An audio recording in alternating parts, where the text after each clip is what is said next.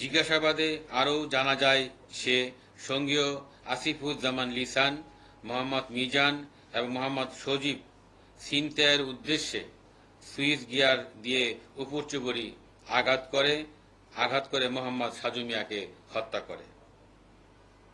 তার কাছে থাকা মোবাইলটি তারা ছিনিয়ে নেয় এবং মোবাইল ফোনটি মতিঝিল এলাকার ফুটপাতের এক অজ্ঞাত ব্যবসায়ীর কাছে বিক্রি করে। পরবর্তীতে রুকন মিয়াকে সাথে নিয়ে বিজয়নগরের পানির ট্যাঙ্ক এলাকায় অভিযান পরিচালনা করা হয়। অভিযান পরিচালনা করে হত্যাকাণ্ডে ব্যবহৃত সুইচ গিয়ার উদ্ধার করা হয়।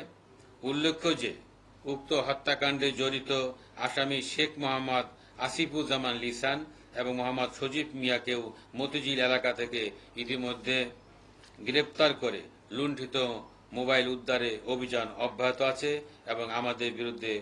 এবং আসামিদের বিরুদ্ধে আইনগত ব্যবস্থা প্রক্রিয়াধীন। ধারাবাহিকতার তৃতীয় পরিচ্ছদে উল্লেখ করছি, গত 30শে জানুয়ারি বেলা 2:30 ঘটিকায় রাজধানীর আদাবরের 10 নং বালুর মাঠ এলাকায় ছিনতাইকারীর চাপাতির কোপে সুমন শেখ নামে এক যুবকের কবজি বিচ্ছিন্ন হওয়ার ঘটনা ঘটেছে। তাৎক্ষণিকভাবে এই ঘটনায় থানা পুলিশের পাশাপাশি মহানগর গোয়েন্দা পুলিশ কার্যক্রম শুরু করে। ঢাকা মহানগরীর বিভিন্ন স্থানে অভিযান পরিচালনা করে এই ঘটনায় সরাসরি সম্পৃক্ত একজন এবং উক্ত ঘটনায় ওই গ্রুপেরও আরও 3 জনকে, মোট 4 জনকে আমরা গ্রেপ্তার করতে সক্ষম হয়েছি।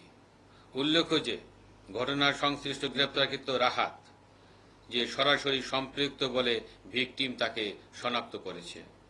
এই ঘটনায় অন্যান্য আসামিদের গ্রেপ্তারের অভিযান চলমান রয়েছে। গ্রেপ্তারকৃত অন্যান্য আসামি মোহাম্মদ তরিকুল ইসলাম লিমন, মোহাম্মদ আলমগীর এবং শাহজাহান।